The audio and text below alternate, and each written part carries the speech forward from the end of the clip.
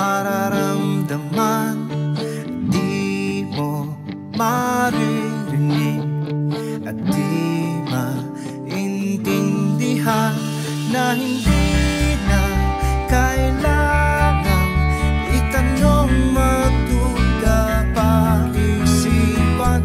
Di ko malilimutan, lagi kong napapanaginipan. At wag ka nang magtanong, ba't ganon?